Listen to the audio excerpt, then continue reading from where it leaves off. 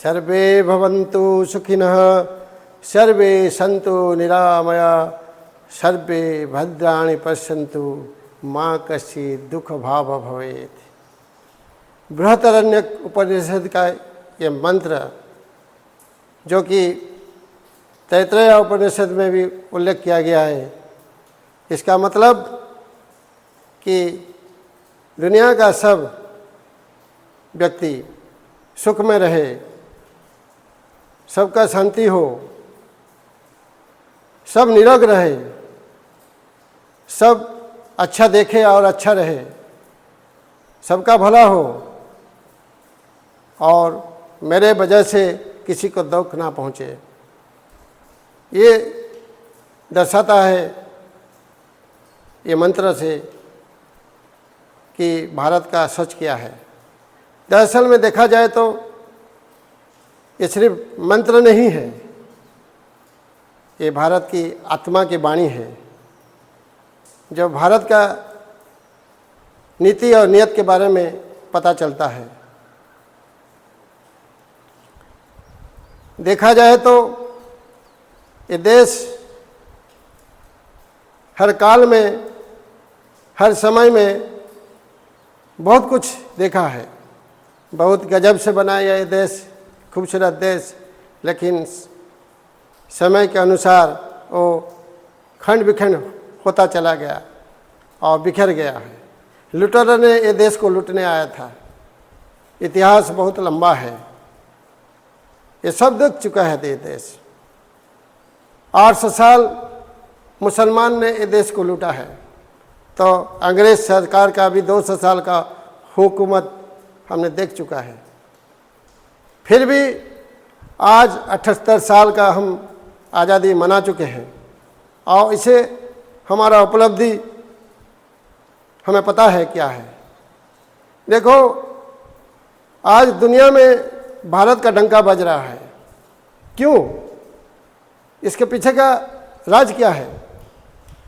दरअसल में ये देश 140 करोड़ का लोगों का देश है, जो कि हमारा स्ट्रेंथ को दर्शाता है।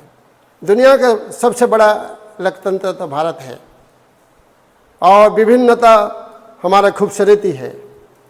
देखिए, आग अगर किसी बाग में एक प्रकार का फूल खिलता हुआ देखेंगे तो इसे अब क्या खुशी हो जाएंगे, लेकिन अगर इसी बाग में हर प्रकार के फूल अगर खिलता हुआ देखेंगे तो आप खुशी होना स्वाभाविक है। इस तरह देश में विभिन्नता हमारा खूबसूरती है और हम इसे खुशी महसूस कर रहे हैं। हर धर्म के लोग यहाँ रहते हैं, मजहब के लोग रहते हैं और इनमें विभिन्नता बहुत कुछ है। भाषा में, तहजीब में, खान पान में और पहनावे में अलग अलग है, लेकिन इसके बावजूद हम यूनाइटेड हैं और एक है। तो सारे दुनिया में आज भारत का नाम बढ़ रहा है। क्यों? आज इसके बारे में कुछ ऐसा बताऊंगा आपको कि भारत का नीति क्या है, नियत क्या है, जिसे सुनकर आप खुशी महसूस करेंगे और अपने आप को गर्व महसूस करेंगे। आप कहेंगे कि मेरा भारत महान है। तो देखिए, पहला नॉन वायलेंस। नॉन वायलेंस जो अहिंसा परम धर्म है, ये मंत्र हमारे रग रग में है। जब आज़ादी का लड़ाई हुआ था, उसी समय महात्मा गांधी ने यह मंत्र लेकर आज़ादी के संघर्ष में कूद पड़े थे। ये देश स्वामी विवेकानंद का देश है, ये देश श्री अरविंद जैसे महायोगी का देश है और अहिंसा का पुजारी महावीर का ये देश है। इसीलिए अहिंसा ये देश के लोगों को पसंद है और अहिंसा से ये देश चलती है। Non violence is not the weapon of the cowards. अहिंसा भीरुता का अस्त्र नहीं है और अहिंसा हमारा मजबूर मत सोचना, लेकिन हम शांति में विश्वास करने वाला देश है। हम युद्ध नहीं चाहते हैं, हम बुद्ध चाहते हैं। लेकिन इसके रास्ते में टेररिज्म हमारे लिए सबसे कांटा बनकर उभर रहा है। आज हम टेररिज्म आतंकवाद से जूझ रहे हैं। सिर्फ ये देश जूझ नहीं रहा है, सारे विश्व आज आतंकवाद में जूझ आज इसका चपेट में आ गया है। ये बात सबको पता है। लेकिन ये आतंकवाद का जड़ कहाँ से होता है, क्यों होता है?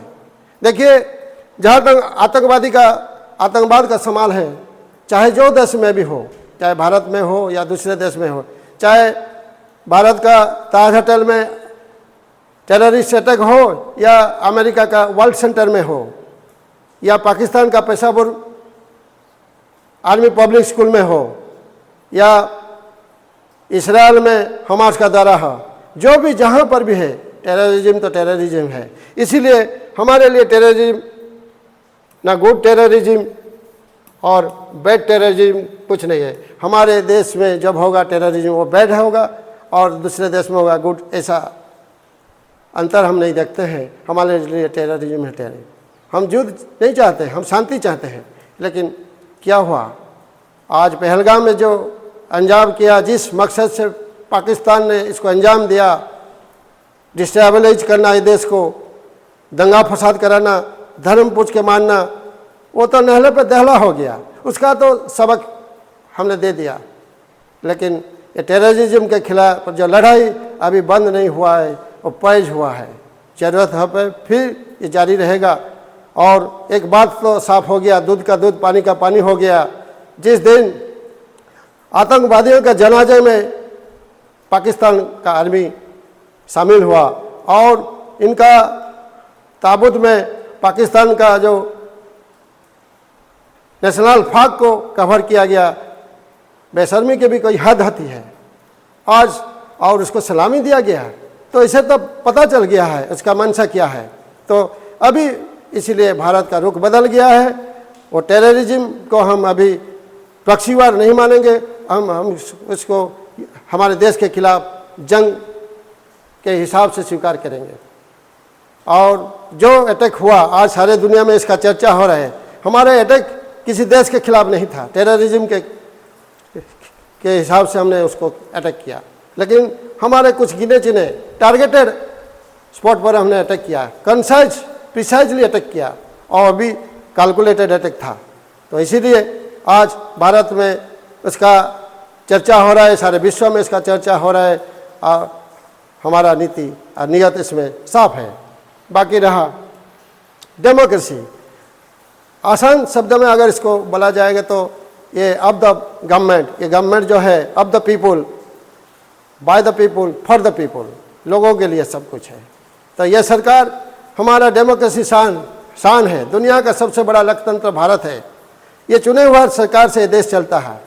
तो चुने हुए सरकार के अलावा the opposition party also has been taking a vital role for the success of the democracy।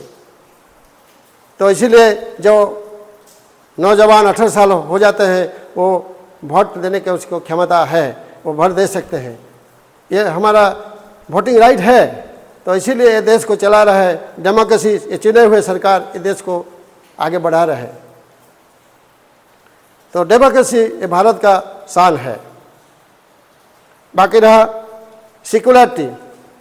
Secular तो पहले से ही ये देश आज़ादी के बाद सेकुलर स्टेट बना हुआ था। लेकिन 1996 में 42 अमेंडमेंट में उसका बदल दिया गया स्वरूप और कॉन्स्टिट्यूशन में, और उसको एक ऑफिशियली एक सेकुलर स्टेट भारत को माना गया है। जो कि सेकुलर स्टेट का मतलब सभी धर्म और मजहब को हम यहाँ पर समान देते हैं। ये एक सोच से ये देश बना है, एक कॉन्स्टिट्यूशन बना है।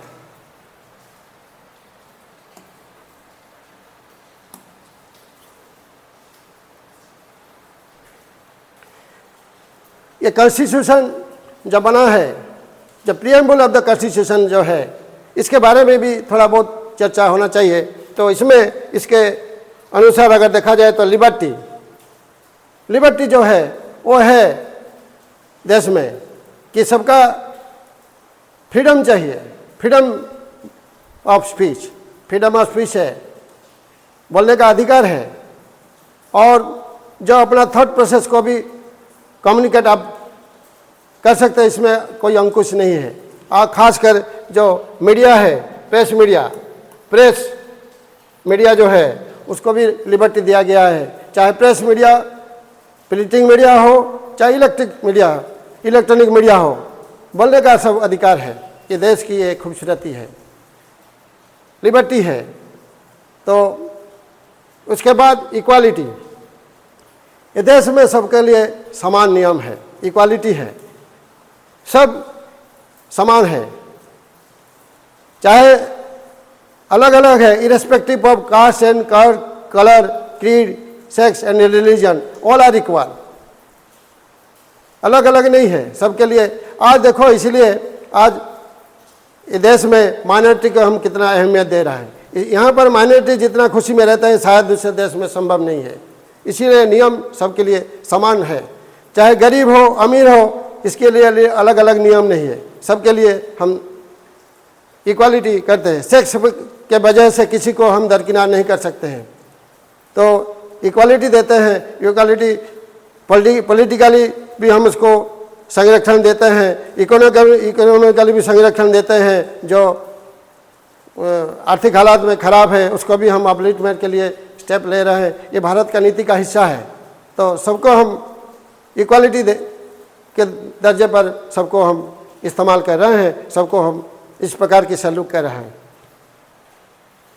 फ्रैटर्निटी, देखो हमारे देश में तरह तरह जाति के लोग, तरह तरह धर्म के लोग रहते हैं। Irrespective of caste, creed, colour, sex and religion, we have to maintain unity in diversity.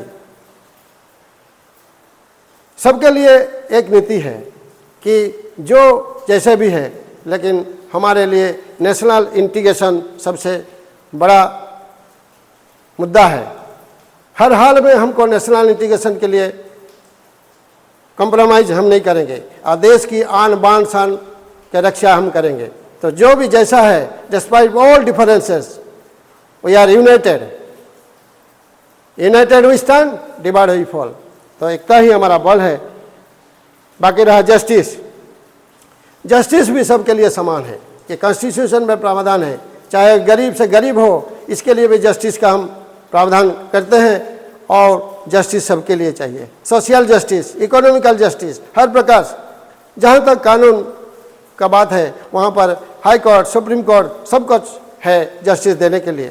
तो ये जस्टिस एक प्रक्रिया है, इस प्रक्रिया से सब कुछ फैसला होगा, मनमानी में कोई नहीं होगा।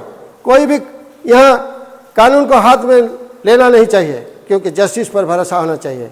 लेकिन it is a matter of concern that justice delayed is justice denied. इसीलिए जस्टिस को जितना जल्दी होना चाहिए, इसको हम फैसला करना चाहिए, ताकि जितना बड़ा क्राइम होता है देश में ना, देश के लिए उतना फाइनेंशियल बर्डन होता है। इसलिए जस्टिस को जितना जल्दी हो सके करना चाहिए।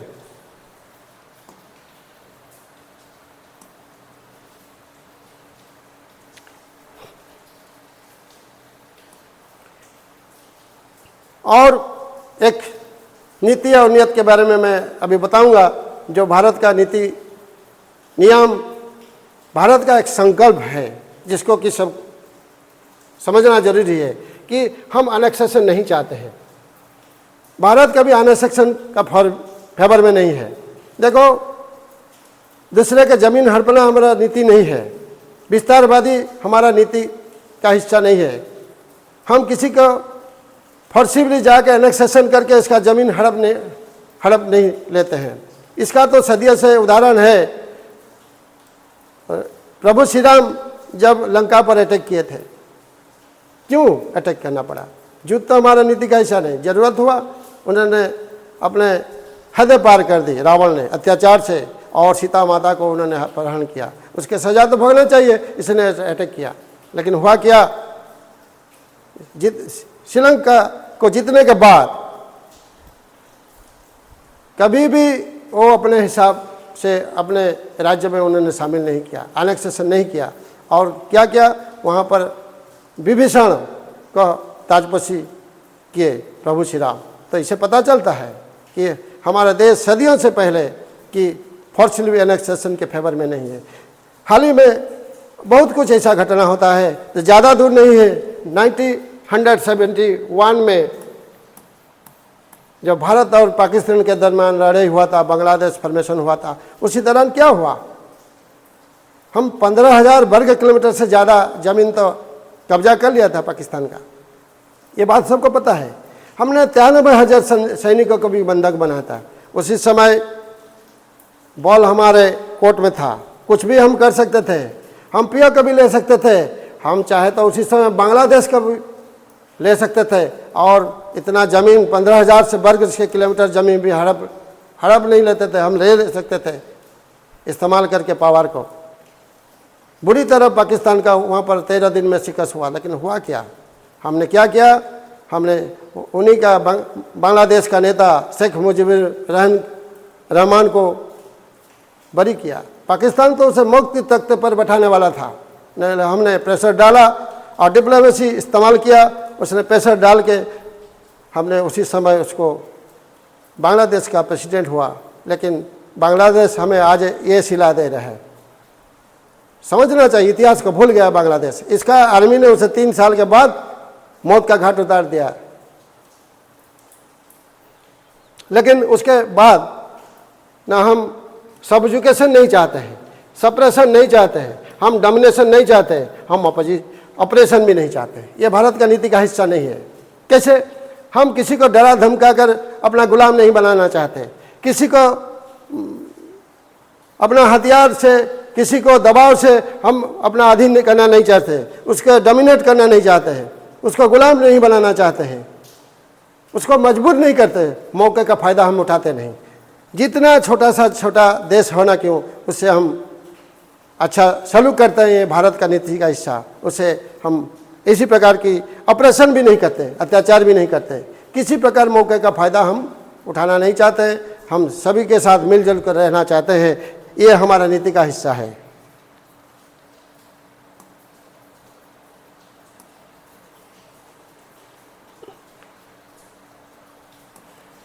और एक पॉलिसी, नेबरहुड फर्स्ट पॉलिसी, जब इसका बात हो रहा है ना, प्रधानमंत्री अटल जी बिहारी वाजपेयी का नाम आ रहा है। उन्होंने बहुत खूबसूरत बात बताया था कि आप मित्र बदल सकते हैं लेकिन आप पड़ोसियों को बदल नहीं सकते हैं। बिल्कुल उन्होंने सही बताए थे। पड़ोसी को हम कैसे बदल देंगे, लेकिन पड़ोसी के साथ हम रिश्ता सुधार सकते हैं। इस पॉलिसी का हमने काफ़ी वेटेज दे रहे हैं, तवज्जो दे रहे हैं देश में। और नेबरहुड पॉलिसी के तहत हमने अपना जो नेबरहुड है, चाहे बांग्लादेश हो, चाहे अफ़गानिस्तान हो, श्रीलंका हो, नेपाल हो, भूटान हो, सबके साथ हमारा रिश्ता अच्छा है। हम बजट में भी इसके लिए फंड्स एलोकेशन कर रहे हैं इनका डेवलपमेंट में। जब आपातकाल में ज़रूरत होता है हम खड़े रहते हैं। आज श्रीलंका में जैसा आर्थिक हालात ख़राब हुआ, बदतर से बदतर हुआ, उसी दौरान हमने जाकर उसको फाइनेंशियल मदद पहुंचाया। नेपाल में जब आपातकाल में भूकंप हुआ, उसी समय वहाँ पर जाकर हमने रेस्क्यू ऑपरेशन किया। ये भारत का नीति का हिस्सा है। जब कोरोना काल में हमने सबको दवाई दिया, वैक्सीन दिया, उसी समय में हमने मदद पहुंचाया। इसीलिए सभी समय हम इसके साथ रहते हैं।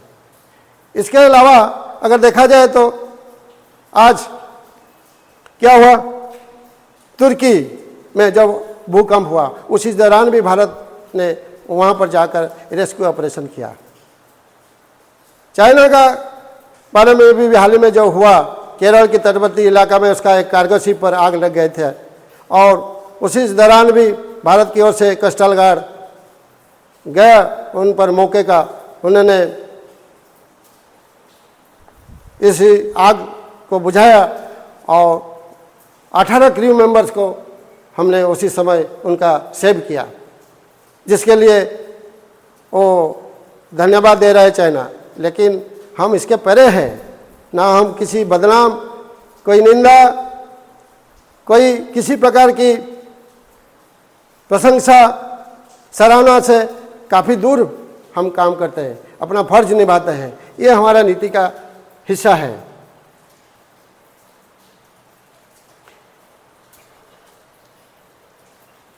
यूनिक डिप्लोमेसी, हमारा डिप्लोमेसी भारत का महान है और दूसरे से अलग है। Our stand is very much clear. We have a loud and clear voice concerning terrorism. ये बात सबको पता है।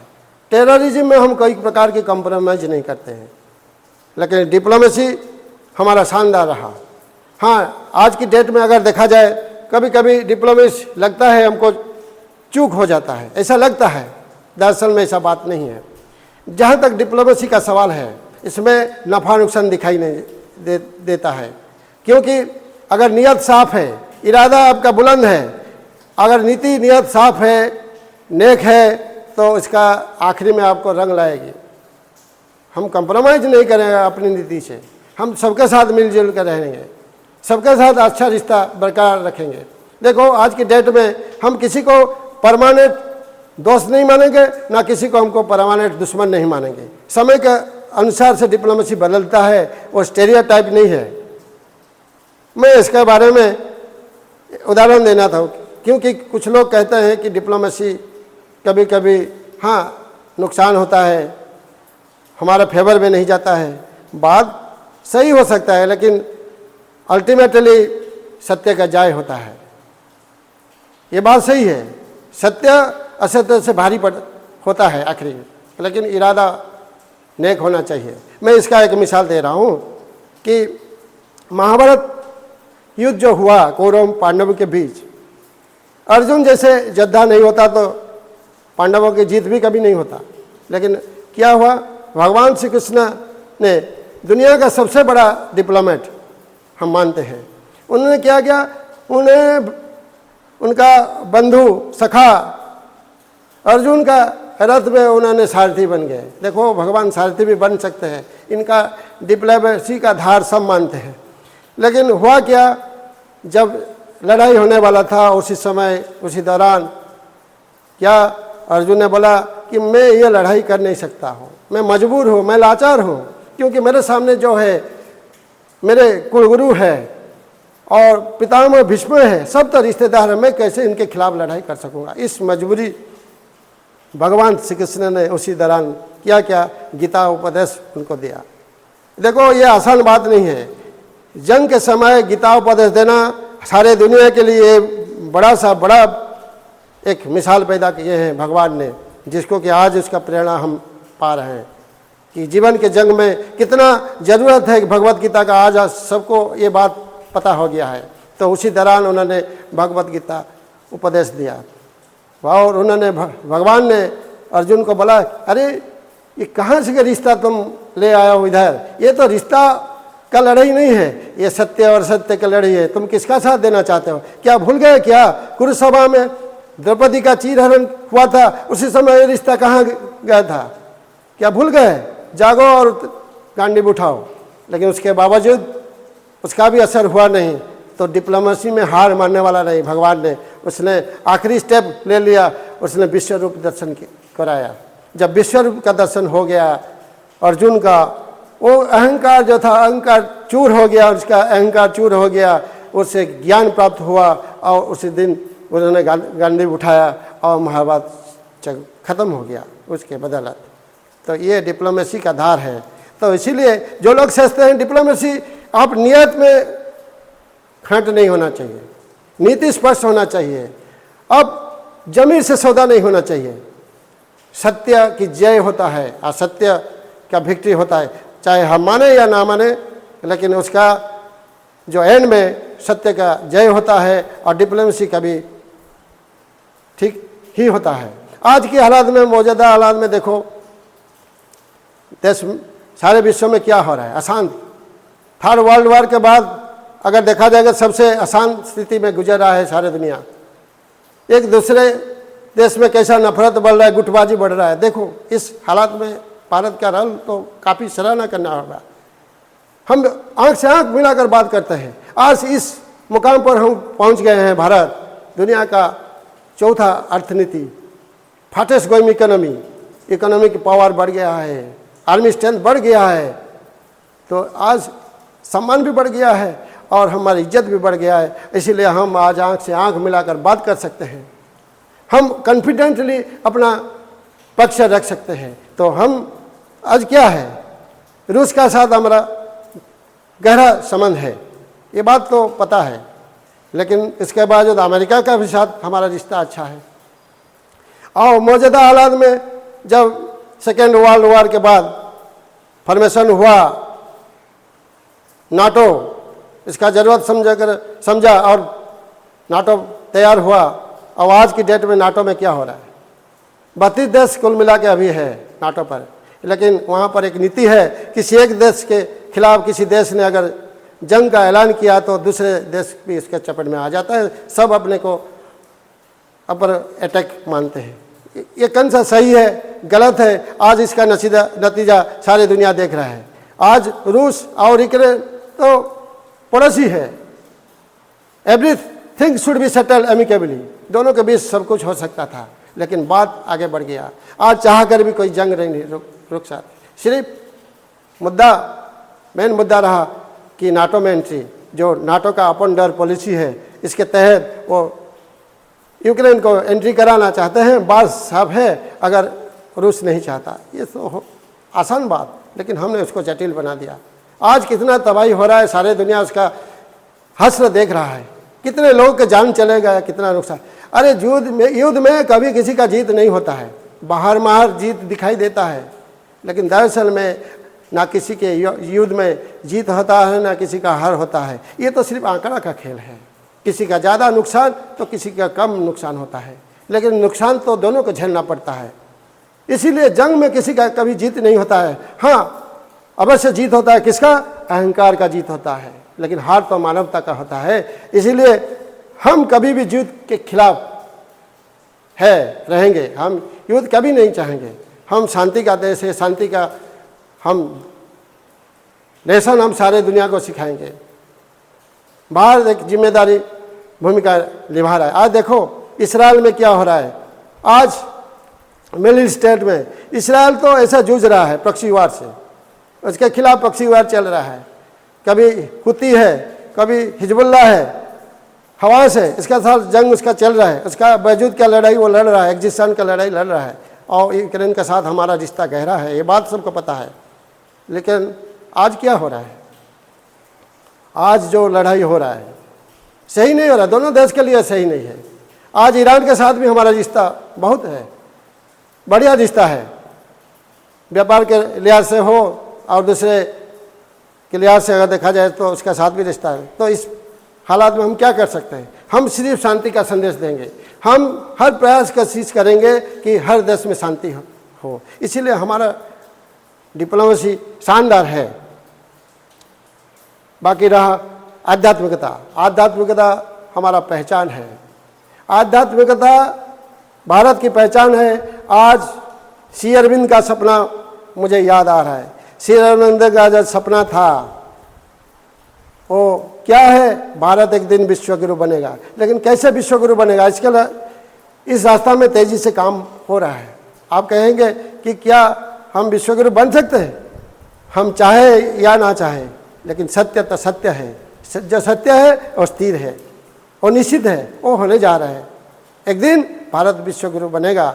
इसके लिए हम कुछ करें या ना करें, इसके लिए डिवाइन पावर का भी रोल है वो, इसीलिए उसको कोई भी नज़रअंदाज कर नहीं सकता। आज हम अहम रोल कर रहे हैं, सारे दुनिया के विश्व शांति के लिए हम प्रयास कर रहे हैं, हम हवन कर रहे हैं विश्व शांति के लिए, पूजा पाठ कर रहे हैं। ये भारत को नीति को दर्शाता है। लेकिन हम आध्यात्मिकता को गलत समझते हैं कभी कभी, और इसमें आध्यात्मिकता के रास्ते में कुछ रुकावट भी है, जो कि मैं बोलना चाहता हूँ। कास्टिज्म, जातिवाद हमारे लिए है, ठीक है, कुछ हद तक ठीक है, लेकिन वो भी कभी कभी रास्ता के में वो कांटा बन रहा है।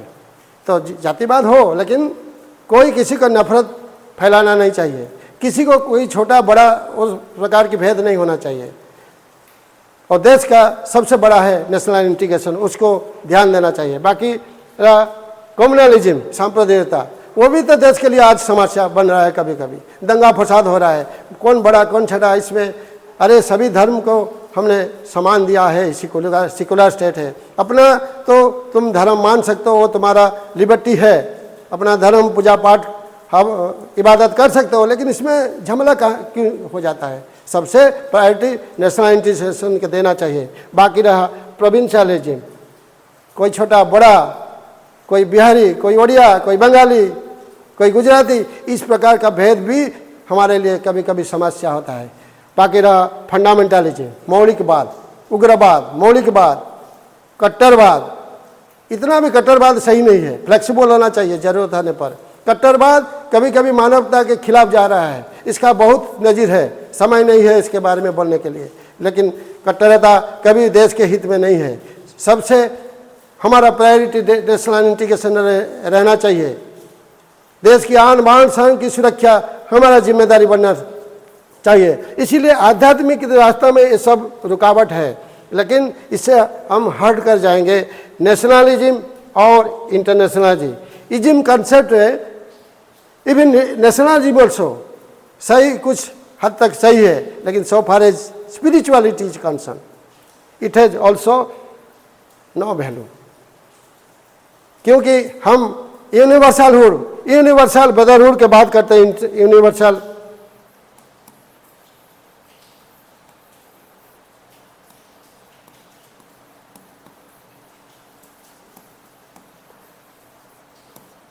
वसुधैव कुटुंबकम, समग्र विश्व एक परिवार।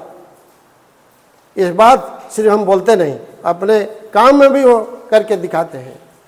तो ये इंटरनेशनलिज्म, समग्र विश्व एक परिवार, ये नीति है भारत का, ये नियत है। ये शास्त्र से जो बात हम बोलते हैं ना, उसको हम काम में तब्दील करते हैं, सच साबित करते हैं।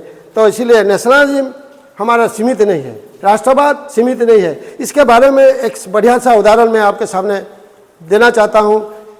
जो श्री अरविंद, महापुरुष श्री अरविंद, उन्होंने सब कुछ ज़िंदगी में त्याग किया था। उन्होंने 14 साल लंदन में पढ़ाई किए थे, पैसा की उनके पास कमी नहीं था। ICS छोड़ दिए, प्रोफेसर पोस्ट छोड़ दिया बड़ा कॉलेज से, सब कुछ उन्होंने छोड़ के, सब कुछ निछावर करके वो देश के लिए, इंग्लिश सरकार की हुकूमत के खिलाफ उन्होंने लड़ाई की, स्वदेशी आंदोलन किया और पुण्य स्वराज का नारा लगाया, बहुत कुछ किया।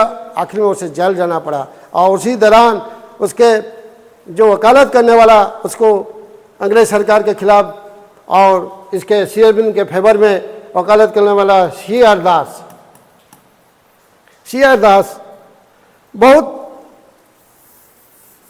बढ़िया सा बात बताए थे इसको कि मैं अभी बोलना चाहता हूँ श्री अरविंद के बारे में। जब उन्हें जेल में जब उनका विचार हो रहा था, उसी समय उन्होंने बताया था कि Shri Aurobindo is a poet of patriotism.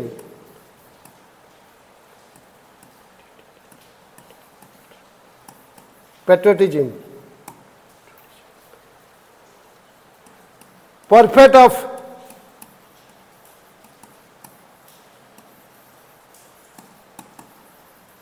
nationalism and lover of humanity। C.R. Das कहते हैं श्री अरविंद के बारे में जो सबको समझना चाहिए। देखो, श्री अरविंद आध्यात्मिकता की जड़ पर गए थे, लेकिन उससे पहले वो राष्ट्रवाद की चरम शिखर पर पहुंच गए थे। सब कुछ उन्होंने त्याग किए थे। उसका एग्जाम्पल हमको सीखना चाहिए, उनसे प्रेरणा मिलता है। तो उन्होंने एक शानदार बात बताया है कि श्री अरविंद पैट्रियटिज्म का कवि है, देश प्रेम का एक कवि है, परफेक्ट ऑफ नेशनलिज्म, मसीहा है। नेशनलिज्म राष्ट्रवाद का और मसीहा थे, और लवर ऑफ ह्यूमैनिटी, और मानवता का प्रेमिक था, जिसको कि आज दिखाई दे रहा है सारे दुनिया में। आज आध्यात्मिकता की काया बढ़ रहा है। और मैं डंके की चोट पर कह सकता हूँ कि ये जो श्री अरविंद का सपना भारत एक दिन विश्वगुरु बनेगा, वो होकर रहेगा, इसमें कोई संदेह नहीं। इसमें काम तेज़ी से हो रहा है, लेकिन समय का इंतज़ार करना होगा। सबको धन्यवाद। वंदे मातरम।